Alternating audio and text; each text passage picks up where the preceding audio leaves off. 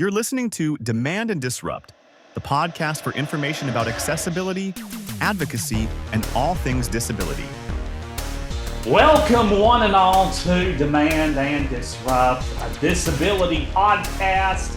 We are so pleased today to be joined by a lovely lady named Stephanie Levin. She is a newly published author documenting her recent disability and vision loss in a book entitled Picking Up the Pieces, Finding My Way as a Visually Impaired Woman in Higher Education. So we will be chatting with Stephanie in mere moments. But right now, I'm pleased to bring in my partner, Miss Kimberly Parsley. Kimberly, how are you? I'm doing very well, Sam. Thank you. I listened to your interview with Stephanie, and a wonderful job. Lots of talking points there. I know most of us listening to this podcast know what that's like at the beginning of your disability journey, coming to terms with that. It's tough, isn't it? Yeah, it is tough. And, I've been blind. Well, the first time we discovered my blindness, it was 7 months old. But this lady, Stephanie, she first experienced vision loss at the age of 20, which was not that long ago. So, it was new terrain for her while she was going to college, but it didn't stop her from pursuing her goals and aspirations. But yes, those in our audience who are in the early stages of their disability, whatever that disability may be, they ought to be able to identify with Stephanie for sure. Absolutely. It's tough. And, sometimes you go through a thing and you think you're done. And, disability creeps up again. It's not always a straight line, is it? Yeah, even when you think maybe it's over and done, sometimes it creeps back or sometimes other challenges, other disabilities present themselves. So yeah, what is it they say about disability? It's the one minority that we could all join at any time. Oh, I've never heard that, but I like it. Yeah, it's true. Because if we don't have a disability, chances are we know somebody who does. Or we could. I mean, it. Or maybe we have. That's true. Maybe we have a disability and don't know about it yet. Yeah, or things can happen. So yeah, it's interesting to read people's their early stages of that journey. And hers was in higher education and fighting for what she needed and coming to terms with needing those accommodations. She's a Jersey girl, right? I guess as they say up there, Jersey girl. They always have their unique ways of saying things. But anyhow, yeah, as we mentioned, I believe, was history, my first interview from Jersey, and maybe not my last, but she spent her life in the Philly area, and we had a nice conversation off the air about Philly cheesesteak sandwiches because I am a big fan. Oh, are you? Wow. Of Philly cheesesteak sandwiches. And I don't know about you, Kimberly, but I definitely love them. And they say that you haven't had a Philly cheesesteak sandwich done right until you've had one in Philly, which Is that right? Is that right? No, me either. So yeah. Well, I had not had one. I had eye treatments and stuff in the Wills Eye Hospital in Philadelphia when I was real little. But at that point, Kimberly, I was too young to partake in a Philly cheesesteak sandwich. I don't think you want a 7-month-old having a Philly cheesesteak. No, absolutely not. That could be bad. It could go badly, yes. Yes. Absolutely. And I was looking up an article after listening to your interview with Stephanie. I found an article, and I shared that with you. It was by Catherine A. McFarland. Do you remember the title of that article? Oh, yes. It was, let's see, when the system fails, how people self-accommodate. Right. It was about disabled people self-accommodating. And yes, it was interesting. So it's talking about kind of just a brief overview. And I will link to this in the show notes for people, link to this article. And I believe it's from the American Bar. It's American Bar. The ABA, American Bar Association. Yeah. So Sam's laughing now because the Garth Brooks song just came in his head. So it did pop into my head. The American Honky Tonk Bar Association. For those of you that don't know, you definitely ought to go back, and if you need a good laugh today, listen to that song. I could tell it was in your head, Sam.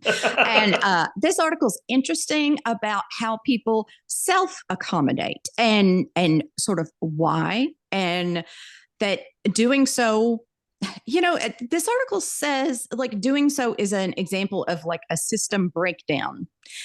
And I found that interesting.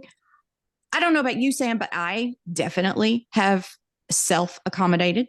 I have bought things I needed for a job rather than ask for them. Rather than let the employer make the purchase. Yes. Yeah, I think we all have to a certain extent. But the tie-in here, folks, to the chat I had with Stephanie is that she started grad school shortly after her partial vision loss, and she refused any accommodations that she was entitled to because she worried that if she accepted accommodations, it would sort of make her look bad and there'd be a stigma there. And that was I never refused any accommodations when I was going to college, Kimberly. I just looked at it like, that was a way to level the playing field. And it did require, I did need documentation, which I know this lady, this professor that's noted in the article, she stated that, the law technically doesn't require a whole bunch of documentation about your disability. But so I do remember having to, present that. But as far as the accommodations, I always took advantage of all that I was entitled to when I was at the mighty Western Kentucky University. Did you, Kimberly? Well, yeah, because I mean, when I was especially in like high school and college was in the 90s, and it wasn't like there was a buffet of accommodations being offered. At that time, Right. It was, fighting and struggling for every single thing I got, for the most part. So, Sure. I mean, it was trips to school boards and things demanding access. And heck, I mean, some people have gone through this, and just to be able to go to school at a mainstream school. Well, this is very true, and it did. I did read in the article that there is pressure on students to negotiate their own accommodations, and I can sort of relate to that. I was taught from a young age the importance of self-advocacy. Letting people know and helping professors understand what it is you need. That is true. That is true, and especially when you're at the college age, you do have they do like there's a paper you take to your professor to let them know that you of course it's not like you and I could hide our need for Right. Yeah, it's pretty right? obvious when somebody walks through a room with a white cane. They're going to have a vision loss to an extent. Exactly. So it's not like we could hide it. So I mean, it was the first day. You go to the professor, you show them your form and what you need, and you schedule a discussion or whatever. So or you can sort of talk about it as you go. But yeah, basically the paper just sort of outlines all the accommodations that you might need, right, or that you're entitled to. Right. Yeah. And it's just a blanket letter. And I do think it's important, but I also think we need to teach people how to advocate for themselves rather than just expecting students to do that. I think teaching them how is very important. Yeah, there's a skill there. And, part of it is, like you said, knowing what to say and when to say it, how to say it. Mm-hmm. And that can be easier said. And some of that you just sort of learn as you go. It's one of those things you get better at it as the more you do it. But there could be a little, a greater degree of education along those lines of how to take up for yourself when it's needed. Yeah. And, I find I don't think I had a problem advocating for myself in terms of what education, because I knew that the law was on my side. Right. But in where I really was more reticent about doing that was in the field of employment, because no one has to hire you. And I just kind of wanted to come in, prove I could do the job and wasn't going to be any trouble. Right. And you know, like you said, you bought stuff to use on the job at certain times for yourself when technically you know, it was the employer's sort of obligation to provide that assistive Yes. device or technology for you if Right. they wanted to hire you. So And yeah, they and they might well have done so, but I and probably would have. But I just didn't feel brave enough, I guess, to ask for that. So, yeah, you just bought it for yourself, mhm. and you know it's one of those things. You like my motto's always been, you find a way to do what you got to do, and so that's what you were doing Yeah, in this yeah. particular So, case. but it's an interesting article. I encourage people to follow that link in the show notes and read the article, and ask yourself: have you self accommodated when maybe Yeah. there was another way? So And if you'll interesting send stuff. us your thoughts on that article, you just might get a shout out on our next episode. Like we're going to shout out to Jerry Wheatley. Jerry Wheatley. Hey, Jerry. Yes, Jerry sends us such supportive emails about my interview with Dr. Patrick Kitzman about how he's been in the disability community in Kentucky for a lot of years and doing a lot of really creative, unique work. So, and Jerry was pleased that some attention got put on Patrick's work. So Jerry's our number one fan, I'm he convinced. really is. He is our number one fan. But We not everyone out there is going to be able to beat Jerry, but hey, send us. He leads by example. he So leads by example, and you can tie Jerry for our number one fan if you want to. there you go. You can't beat him, but you can tie him. There you go. Exactly. So send us an email with your thoughts to demandanddisrupt@gmail.com, and we will give you a shout out on the air. And heck, if you've got a story idea, something like that, we would love to hear it. Love to hear questions, comments, suggestions, all that fun stuff. All that fun stuff. Bring them on. Bring them on. We want to hear it. And speaking of things I want to hear, Sam, you want to throw it to your interview? Absolutely. Let's not keep her waiting any longer, and we will get our sight set on Miss Stephanie Levin. All right. Can't wait. Thanks, y'all. We are always pleased to promote authors here on Demand and Disrupt, and we have a brand new one here on our hands today. We are thrilled to welcome a brand new author. Like we said, she is also a fairly recently visually impaired individual, and we will get that story here momentarily. But anyhow, her book is entitled Picking Up the Pieces, Finding My Way as a Visually Impaired Woman in Higher Education. She currently serves as a management assistant in the School of Osteopathic Medicine at Rowan University. So we're actually making history on two ends here. Not only is this her very first podcast, but it's my very first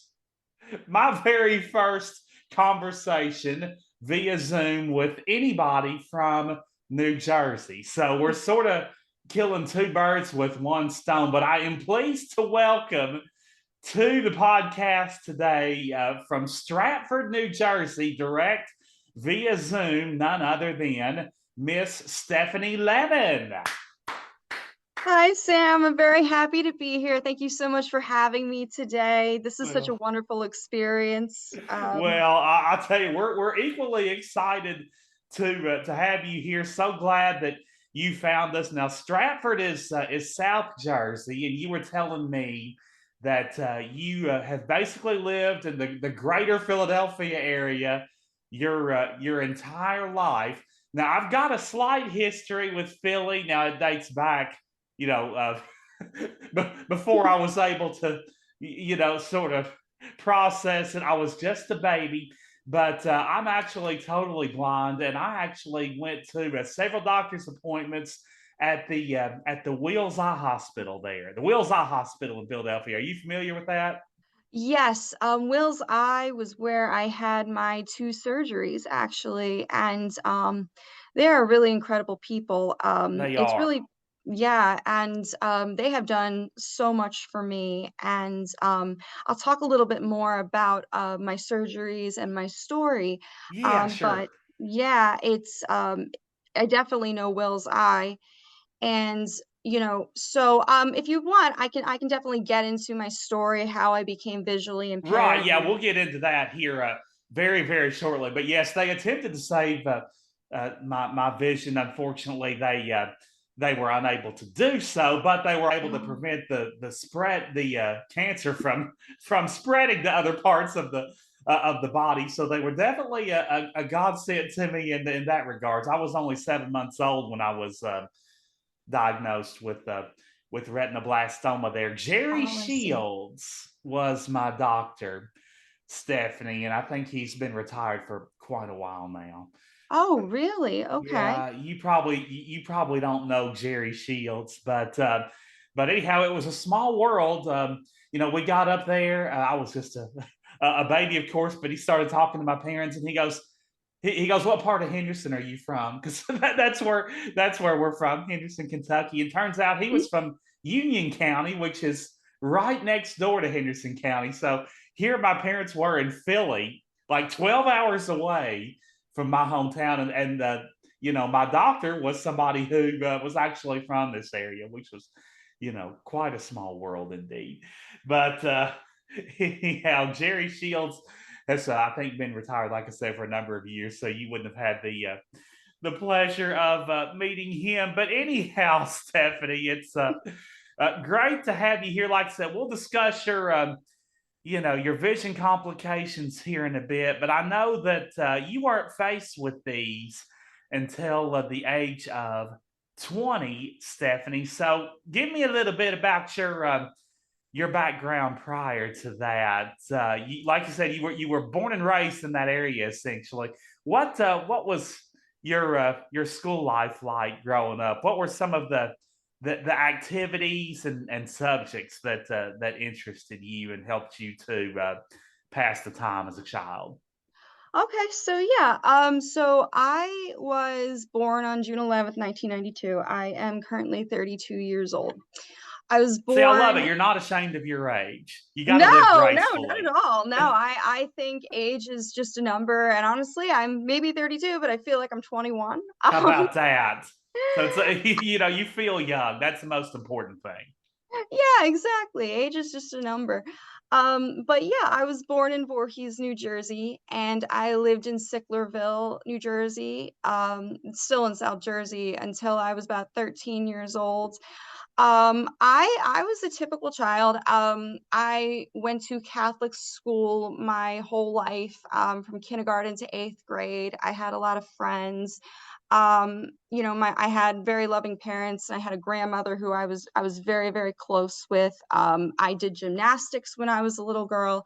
I took music lessons. I actually was a singer. I still like to sing in my spare time. I learned to play Oh, if you want to, you can piano. sing a few bars for us before we get off Oh, here. oh gosh. Oh yeah. You may not be warmed up, and that's okay. Oh gosh, that's so funny.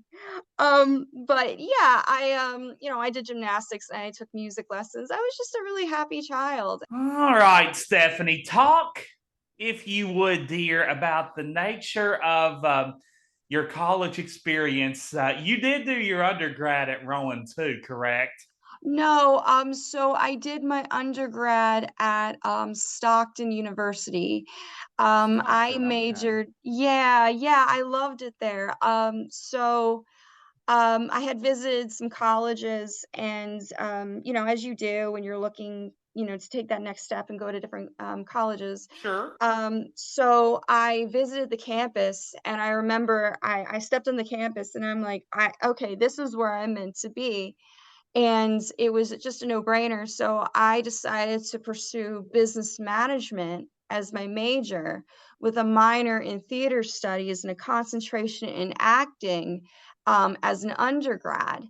And Oh, I interesting was just combination. yeah, so, I have, a musical background, and I also always loved theater, so I really took that opportunity to explore my love of theater. Now, was that pretty close to home, Stockton?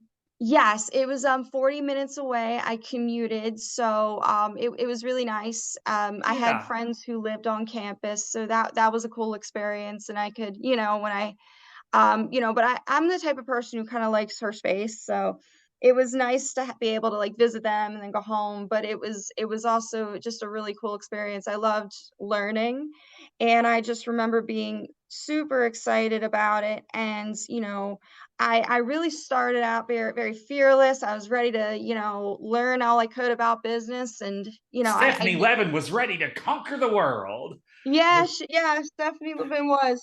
which And will still happen.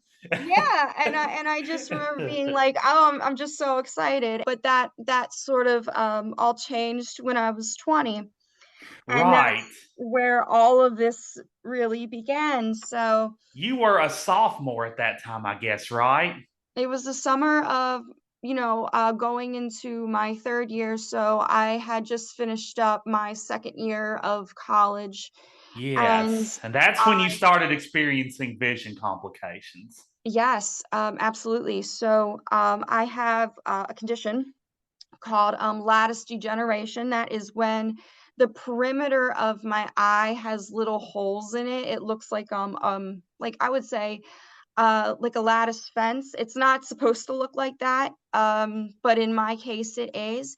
10% of the population is in fact born with this. So this was a genetic condition. I am also very, very nearsighted, and that is something called myopia. So, having those two conditions, really, that's where it all began. And it was August 2012 when, in my right eye, I started to see like a big black veil or Mm. curtain in my vision. Uh-huh. And I was like I was confused. I'm like, "What is this?" Like, I've never seen this before. "Oh, maybe it's a sunspot. Maybe it's just like, I look into the sun and it's just a black, you know, dot in my vision or curtain. No big deal." But it wasn't going away, and I let it go for a couple of days, and I was like, this is interesting. It's getting annoying." You're like, I'm not And supposed to see a black veil. That's not right. no, no. But at the time, I didn't know it. I was young. I didn't know. I never even heard of retinal detachment. So Sure. I had told my mom about it, and I said, "I'm seeing this big black veil. Like, what's going on?" So we made an emergency eye doctor appointment for me. This was, I want to say, it was a Thursday that this. No, not a Thursday, but it was. I forget a day exactly, but it You've slept a night or two since then, haven't you, Steph? yeah, it's been a while. But yeah, it was we had an emergency eye doctor appointment set up, and I wasn't seeing my original eye physician that I normally see, as she was out of the office that day. So I saw someone else, and I was sitting there. Mom was like, "When we're done with this, you'll go home, you rest your eyes, it'll be fine." And we didn't really know what to expect. So Right. I had the eye examination. They dilated me, and the eye doctor said, "Yeah, she has a slight detached retina." And we were like shocked. And I remember my mom was like, "Well, what's gonna happen? Like, does she need eye drops?" Or and they said, "No, she needs emergency surgery. Because if Mm. you don't get her emergency surgery, she's gonna go blind."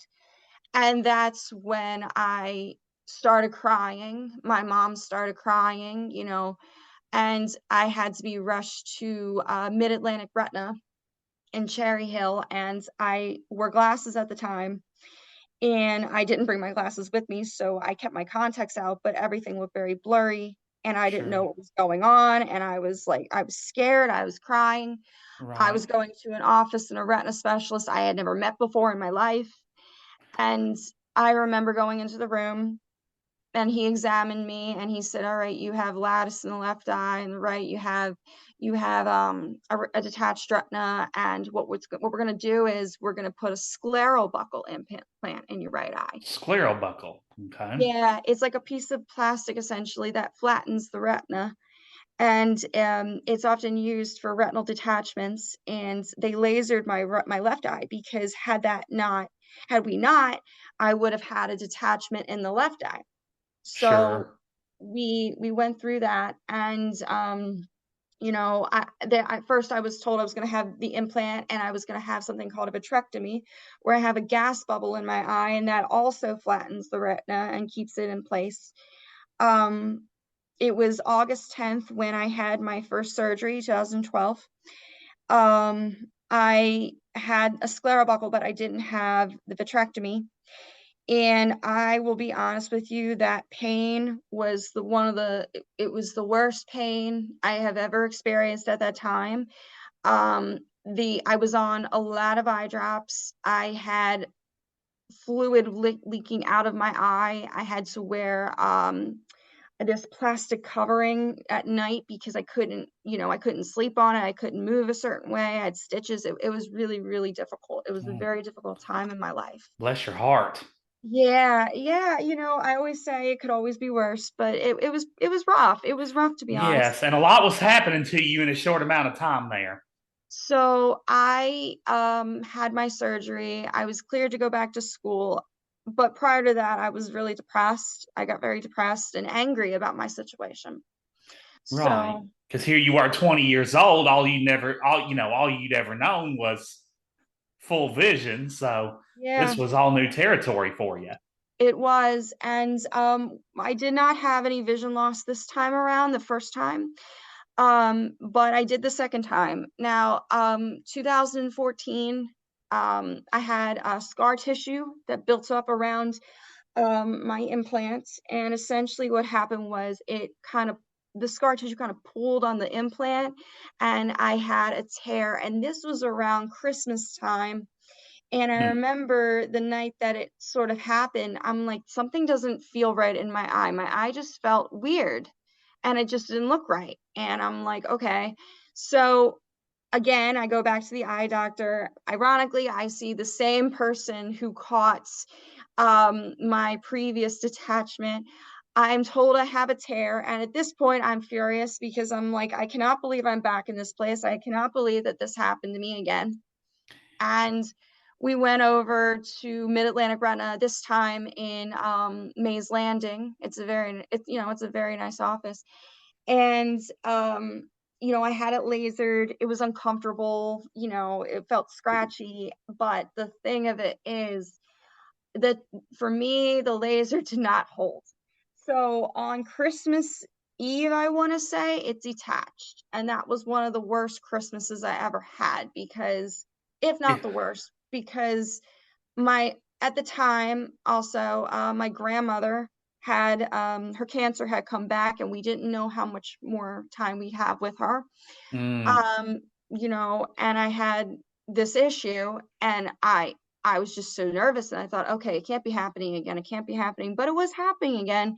And I finally went to my parents and I said, you know what, there's a problem here. There's something very wrong here. So it was December 26, 2014. We went over to Mid-Atlantic Retina, again in the Cherry Hill office, and I didn't see my original retina specialist. I had seen somebody else.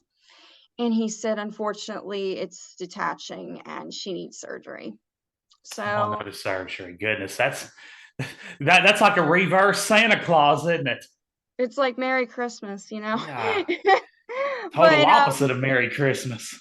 yeah, it was a lot. And my parents had to pay out of pocket. For the surgery. Yeah, for the surgery, because no one was really there to authorize the insurance. And so there was that. And I wound up at Will's Eye in Philly. I had a vitrectomy this time, and I had to have a gas bubble put in my eye. I had to lay on my side for 5 days to make sure that the bubble was locked in place. I wanted to go back to school because I knew I'd be graduating that semester.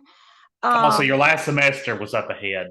yeah, and I was set to graduate. Hmm. I was going to, but I couldn't because, I had to take a semester off, and I had this green bracelet. And a lot of people who had retinal detachments in this community understand the green bracelet. That basically tells you that you can't go on a plane or anything like that, because if you go on a plane with this bubble, your eye could explode. So Right. it's basically you're walking around with this green bracelet, and it's like, hey, I have a problem. I have an issue and it's hard. And so I had that, and like I said, had to take a semester off from school. And at the Sure. time, my grandmother passed away, and my dad's father passed away like 16 hours prior. So he had passed away on the 23rd, and my grandmother passed away on the 24th of February. So Oh, so just back to back days. yeah, That's that's crazy. that's how it goes sometimes. It comes in threes. And I just was like, well, why? Like, it was just a lot to handle at the time. But, you Sure. know, I had this desire to prove myself that, like, I'm still me. I'm still Stephanie. I'm still gonna conquer the world. That's it. And for me, I was very hard on myself looking back, but all I ever knew was, you fall down, you keep getting back up. That's all I knew. But this time was very, very different because I got up, I fell down, sure, but I stumbled and stumbled and stumbled. And you'd never fallen quite that hard. So Not to that extent, to be honest. right. And So that was really tough, and so you had to take a semester off. So did you were you able to go back that fall and finish? so I actually ended up finishing in the summer.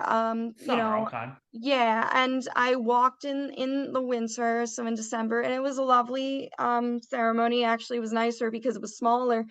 And but I still missed my grandma because she wanted so badly to see me graduate, and she was really unable to do so. And it was a hard pill to swallow. Uh, Sure.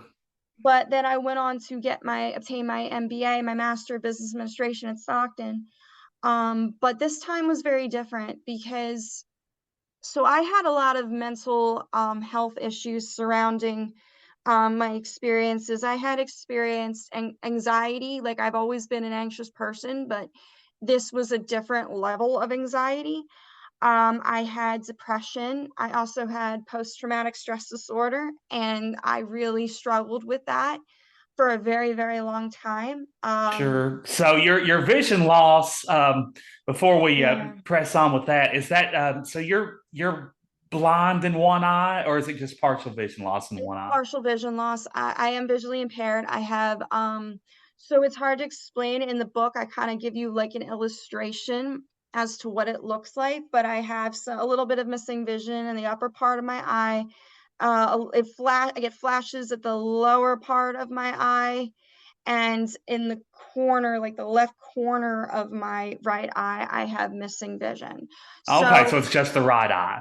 it's just the right eye. Okay, In the gotcha. left eye, I do have floaters because I'm severely nearsighted, but I'm also prone to a condition called posterior vitreous detachment, where the vitreous pulls away from the retina. And there's really nothing you can do about that. That happens in elderly people. And that tends to happen as you get older. And essentially, you just watch for tears and detachments with that because you can still get tears from it, and that's fine. Then they laser it. But I have a small cataract in the left eye.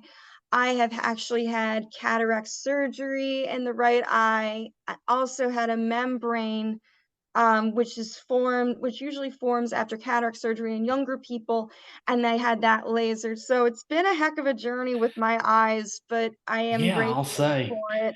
Yeah, it's I'm grateful for it. you're stronger because of it, and like you Yeah, said, it could have been a lot worse. And you were able to go on. You stay at Stockton there, get your MBA, yeah. and then I'm guessing that brings us to your current career endeavors at Rowan So University, where you are now.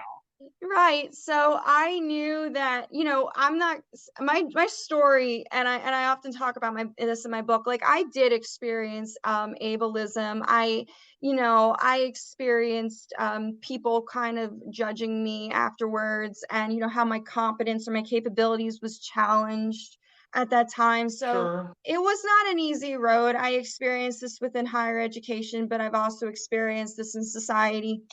And I felt that being in at the time, it was like a very male dominated field. So I felt like I just had to, being a business major, I had to overcompensate. I had to work twice. I had to work very hard, and I constantly felt like I had to prove myself. Yeah, there was Um, like a stigma that you had to overcome, wasn't there? yeah, there was a stigma. There was definitely a stigma that had to be overcome, and it was difficult.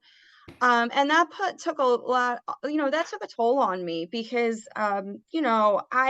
I always worked hard, but I kind of saw it in a different lens in the sense that, all right, well, now I've really got to prove my capabilities and the fact that I'm meant to be here. And, I always knew that I wanted to tell my story. I always wanted to, Hmm. definitely.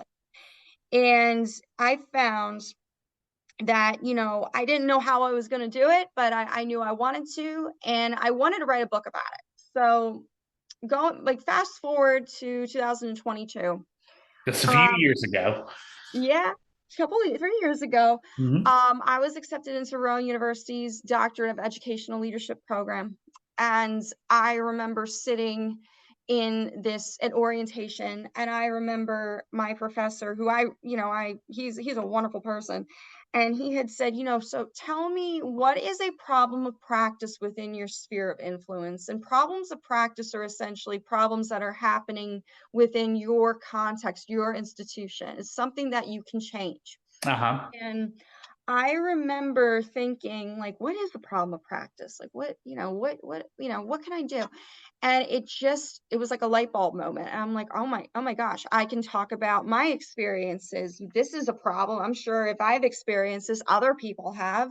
No doubt. And I found myself looking at different problems of practice. I looked at mental health in medical education. I looked at neurodiversity in medical education.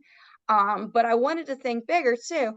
And I kept looking at different components. My as a doctoral candidate, my interests include feminist studies and disability. And the realm of disability just kept calling my name, and I really knew that that was the interest I wanted to pursue. So I began to Gotcha. learn more and more about ableism, and I began to learn more about microaggressions and how people, and institutions of higher education where perfection is really valued.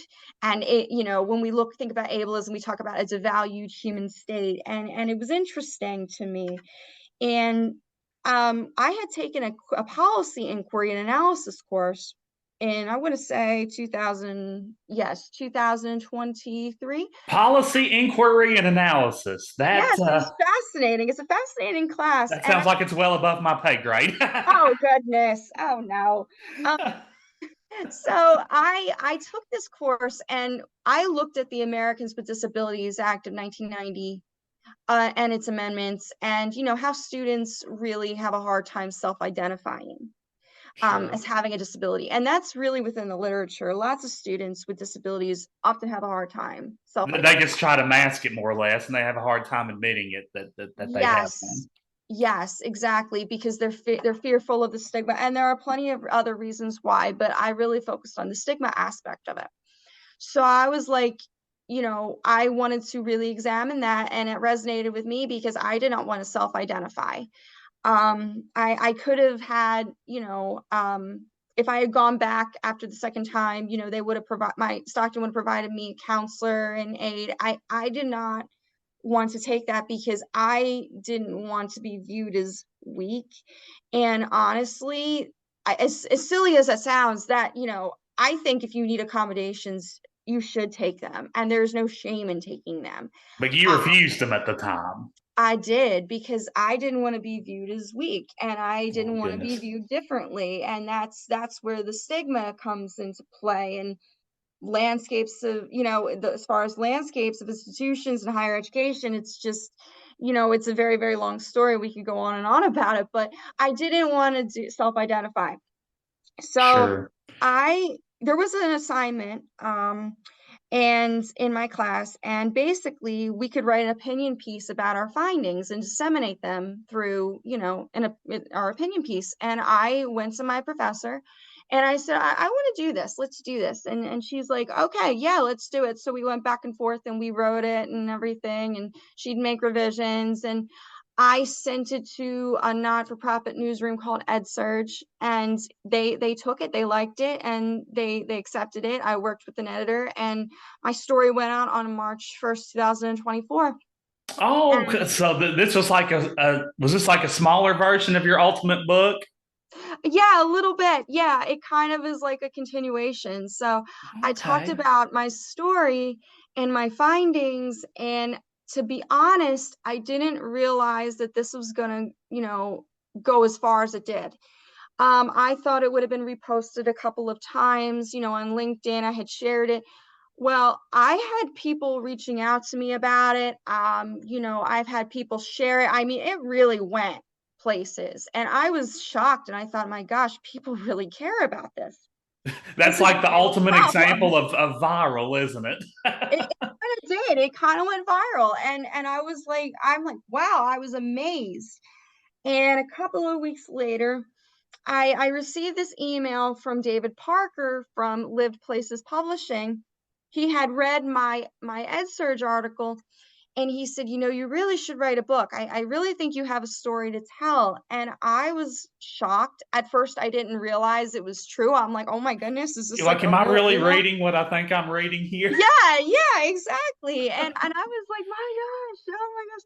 So I met with him, and he was lovely. And I filled out a proposal. It was accepted, and I went ahead and I wrote it. And I love how the book turned out, because my book is essentially 8 chapters. So I start with the history of disability in higher ed, because I don't think people have a very good understanding of it. Disability history is not something that like everyone knows. So I wanted to provide a foundation. Yeah, it's not And highlighted very often, if ever. no, it's not. And that's what's surprising to me about this whole thing, is the fact that people don't know. And this is a very rich history. This is a very important history that everybody should know. And then essentially I went to chapter 2, and chapter 2 is more like, well, what is disability like in higher ed today? What's the current landscape? So then I switch gears in chapter 3, and I talk about, visual impairments. I give you a basic overview of what a visual impairment is and all of that. There's other chapters like that talk about the medical and the social model of disability. It talks about barriers for inclusion for visually impaired students. Oh, I wow. Yeah, I also talk about mental health, and that's chapter 6, and that's a very, very personal chapter, because that chapter kind of is very dark, because that is where I really peel back that curtain and I tell you specifically what I went through mentally and The emotionally. anxiety and depression issues that you were experiencing at the time. Right. And I also use literature to highlight statistics and like what is trauma, how do college students experience this trauma, percentage of college students who experience this trauma. And I talk about that. So my book has a lot of literature that I use, and I researched a lot because it is a concise course book, but I also talk about it personally, but I also use a little bit of humor, because for me, I often, in hard times, I use humor to Oh, kind humor is the best medicine for what ails us. I totally agree with that. Absolutely, and I use a little bit of humor and my wit and sarcasm a little bit, because I like to, put in my flair. Like, I think as a writer, everybody has this different style, and essentially I wanted it to be like, well, I'm writing this and I want you to know that I'm writing it. Like, this is my style. Yeah, we want to know it's Stephanie when we read it. Exactly. And that was very, very important to me. Exactly. So here you are. You had this article. Eventually, David inspired you to add on to it and eventually make it a book. How long did it take you to complete the book, Stephanie? Oh gosh, so I was supposed to complete it in November of 2025. I actually started summer 2023, and it took a long time, because it took me months to write, obviously, because I wanted it to be as accurate as possible. Right, And I and you had wanted to go back and adjust, I'm sure, at times. oh yes, of course. So we had to, I had to go through rounds of edits.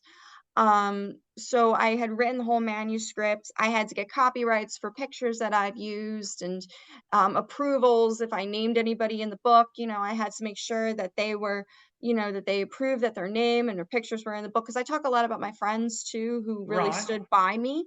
And I was like, I just need to know if you're okay with this. So I have it all there. So it is a long process to write a book, because you need to make sure you have all the copyrights, you need to make sure you have all the permissions. And even after you've written the manuscript, you will now then go into the editing process. And Right. it takes a couple of edits sometimes. And, it took a couple of times to make sure that that's what I wanted to say and convey. And of course, there was also, me making changes. I would see things and I'm like, I need to change that. So there was that, and it took a while, and then it was finally published in April of this year, 2025. So it was really a journey, So but about a year and a half all told. yeah, yeah, Yeah. it did, and it was really a wonderful experience, seeing it actually up on the Live Places Publishing website. Because I saw that now my story would be told. Now people will know the truth. It's hard to explain. Like when you're an author and you put so much time and effort into it, and you want something to be read by people, it's just such a wonderful experience. And Yeah, it was especially a after it took surreal you, moment. the time it took to write and edit the thing and then get the manuscript approved and everything. Oh, it was a It's heck of an experience. it was no doubt. And so when you finally saw the title of your book there on that site, you were like, "Yay, I'm a published author at last." Yeah, that was when it finally felt real. Like, I would say I was an author, but I didn't feel like an author until it was officially out. You probably And called mom and dad. You're like, "Hey, you want to throw a party for me?" oh, well, no, they were so, so proud. Oh, no doubt, no doubt. They really were. And that it just, because I talk about them a lot in the book, because they were really supportive of me, and I don't know what I would have done, honestly, had I not had them there. Yeah, they were. Because Yeah, they were my rocks. they were your rocks. They were crying along with you at some of those times, They but were. uh, They but they were. were right there, and they were strong just like you are. In fact, you came by it honest there, didn't you? Yeah, I From did. from And the end. it was just and I also want to say about my book, it's not, I talk about how hard my experience was, but I also kind of tell you how I reconstructed my identity and how I moved forward, and like what we can do better. I want this book to be like a symbol of hope for people, that no matter how bad it gets, you can always move forward and it can be better. Yeah, And you can always make the best of the situation. that's right, and it's just a story of, resilience, and someone said to me once, "Grit," and, but I want it to be just I want it to be a story of hope. Right.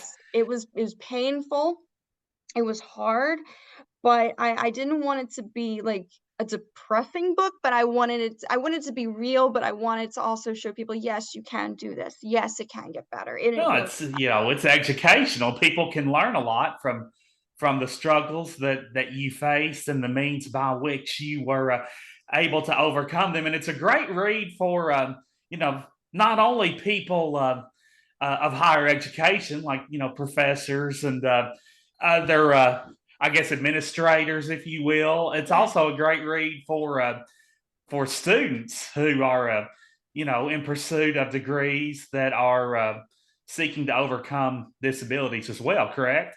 That's correct. It's definitely for, those realms, and, people who just really want to learn about disability, because I don't think that it's discussed enough, to be honest. I think that there's so much that we as a society and in higher education need to learn about it. And, people with disabilities should never be limited, you know. No, and they should never be ashamed of them either, should they? No, they shouldn't. They should not be ashamed of it. And unfortunately, oftentimes they're made to feel that way. And honestly, like, we're made to feel that way, and we should not be made to feel that way. No, that's Because another purpose of this book, to help us to sort of embrace our respective. Oh yeah, and my journey to acceptance was not easy, and for the longest time I was ashamed of it, and I'll be completely honest with you. I was ashamed of it. I didn't like it. I thought it just made me, gross and ill. Like, why would anybody want to be with me or talk to me? And but now I love it because, I can help people.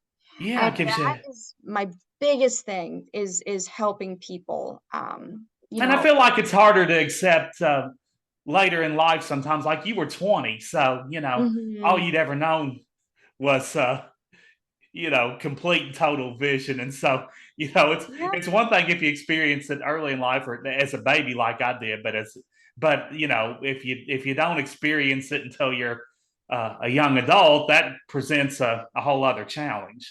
that's exactly it. And I actually read about that in my studies, and it is hard when you have the age of onset of disability.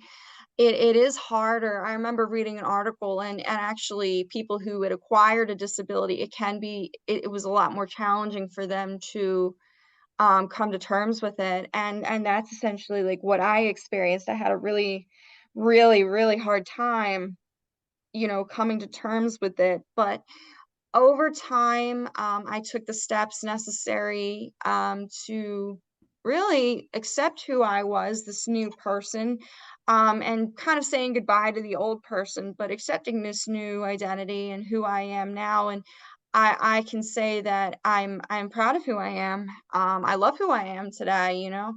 Exactly, as you should, and that's definitely a tremendous feat getting the book written and published. We'll get back to a little more about that here in a second, but let's talk about your role in the School of Osteopathic Medicine there at Rowan as a management assistant. Talk a little bit about that if you would, and the work that entails. Sure. So, my position is a management assistant for student affairs and alumni engagement. And I essentially handle anything financial. So when I talk about finances, I'm talking about class and club budgets, a student organization, different things like that. I'm also handling reimbursements, purchase orders, contracts, any vendor setup, anything financial I handle. And that kind of comes from my business background, and I get to interact with the students, and I really love interacting with the students and Makes you feel like talking you're to still in them. college, which in a sense you are because you're a doctoral Yes. student. Yeah, But actually, yeah. And sometimes I'll talk to the students about my research, and then they get all excited because, they're doing research, and right. it's just a great time. We have a good time. Yeah, so you And could sort of, bond that away with your commonalities and interests and things like that. that's true, we can. It's a good time, and Yeah, yeah. absolutely. So you're doing this basically 5 days a week, and your schooling, I guess, is at night for the most part. Yeah, so I'm currently in my dissertation now, and Okay, so you're in the it home was stretch. yeah, so I've been doing this. I'm in I would say year 3, and I basically do my study, like I conduct interviews and everything at night, or when I have time off or something like that, and or free time. And Sure. I've learned to juggle it. At first, it was a bit of an adjustment because I had been out of school for a couple of years. So when I went back into school, and it was a bit of an adjustment, but I've learned how to manage it. So I was yeah, gonna say I you do. could teach a class in time management now, I'm sure. But Yeah, I've always been good with time management, but this is a different time management because yeah, doctoral work is so different from undergrad and grad work. I mean, doctoral is still graduate, but this is a different level because yeah, it's it's upper level graduates. exactly. It's very different. You're taught to think and look at research in a different way. You're taught to analyze and to write differently. And dissertation writing, no one can really prepare you for that because that is like a whole different animal. And that's where I'm at. I recently wrote chapters 1 and 2. I passed my proposal, so I am now in the process of collecting data, and it's a wonderful experience. I'm truly enjoying that. You're learning a lot, I'm sure, and that's a good thing. Were the doctoral classes at night back when you were still taking classes? So my program was completely online, but we'd have office hours and they were at night majority of the time. And so I'd work full time and then I would come home and, do office hours at 6 or 5. It was definitely challenging. It's hard, especially when you're trying to work full time, but you're going to school part time and you have to learn how to compartmentalize that Right, and because totally online. It has its pros and cons you have to work through. yeah, So, and you have to be motivated because when you're working online, you're very independent. So you really have to know how to manage that.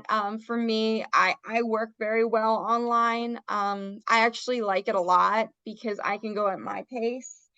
And yeah, yeah, on your schedule too, which is a definite plus indeed. So, absolutely. how many chapters is this dissertation going to be when it's all said and done? It is going to be 6 chapters. It is Six going to be chapters. 6 chapters. Yeah. I am doing something called the public scholarship model, and essentially four chapters 4, 5, and 6 will be, and one will be an empirical article, the other one will be a practitioner article, and the final chapter will be like an item of my choice, and essentially. I'm disseminating my findings to these outlets. That's what the public scholarship is, because I would love to teach in higher education. So I would like to have more publications. Not that I don't already have. I mean, I have publications in the sense that I have my book, I have my opinion piece, but that way I'll have a peer-reviewed article, and that's very important, especially in the realm of higher education, and a practitioner article, and an item of my choice, which I would love to do. Yeah, You it'd know, be great to have other future grad students citing your work with us at like Levin 2025. Oh yeah, so it's funny because somebody actually cited my EdSurge article and she reached out to me on LinkedIn and I was like, this is the coolest thing. Oh, The fact that I'm getting that is a cited. moment of pride, isn't it? I know. For I was like, the sure. fact that I'm getting cited in Absolutely, this. yeah. I guess the fact that somebody else is using your work and I in was their honored. I'm like, my papers, it goodness. is an honor for sure. So, when do you anticipate completing this dissertation, Stephanie? Ideally, I'd like to defend it in December of 2025, and then I would graduate in January and walk in May. That's where I'm at. I mean, I'm going at a good pace because like I said, I'm in data collection now. So everything's going according to plan. Things can change, but right Sure. now December is my goal. That is Yeah, my and even though you wouldn't be walking till May, but being able to defend it before Christmas, that would be that would be like an early present, wouldn't Oh, you're not kidding. It would be. It would be it? such a wonderful present. Like happy holidays to me. It would Yes. be great.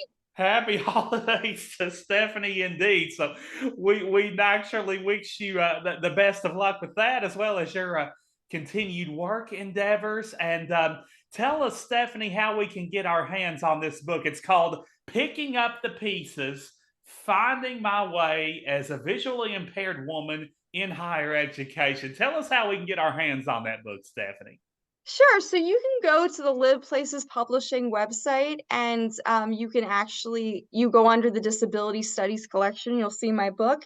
I also have a personal website too, an author website that people can visit.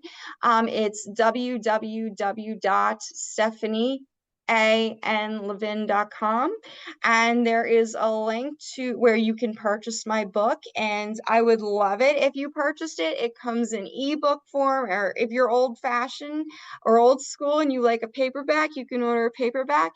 I actually received my copies a couple of weeks ago, and it's just crazy to see it in paperback form.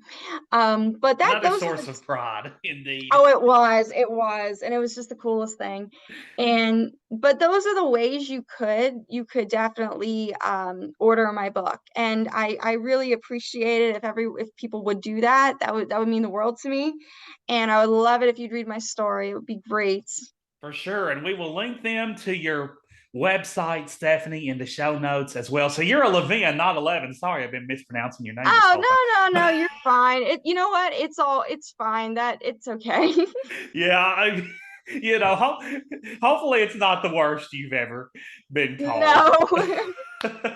Although if anybody called you, put down, shame on them. But anyhow, yes, indeed, Stephanie, we are sure proud of you. Like you said, we will link you, folks, to her website. And if you would like to reach out to her, in fact, we would love for you to, and tell her that you heard her on the Demand and Disrupt podcast. It is Levin S, or Levin S, Levin S, like Stephanie, the first letter there, at rowan.edu, correct? That's correct, and I would love to hear from you. Yeah. Absolutely. Any Please questions? reach out anytime. Yeah, questions, comments about the show, about her book. Stephanie would love to hear from you with any such inquiries or tidbits of that nature, for sure. Well, Stephanie, thanks so much for coming on and joining us from South Jersey. We sure hope that you've enjoyed your first podcast, dear. I really did, Sam. It's really been a pleasure being here today and speaking with you and everybody. You want to sing? I know I promised you the opportunity if you wanted to sing a few bars. Oh, I'm good. You good? Okay. I'm good. All right. Well, I'll tell you what, this very well may not be your first time here on Demand and Disrupt. So, well, in fact, we'll say when we have you back, you can sing for us then, okay? I most definitely will. That'll give you a chance to warm up, get the vocal cords ready. Get your coffee. Are you a coffee drinker? I am. Okay, so will that give you time to get the coffee in your system too? That always helps me sing based on my singing experience as well, which is somewhat. I'm not not a Taylor Swift or anything like that, but not too many of us are. For sure. But anyway, Stephanie, thanks so much. We'll do it again. Thank you so much, Sam.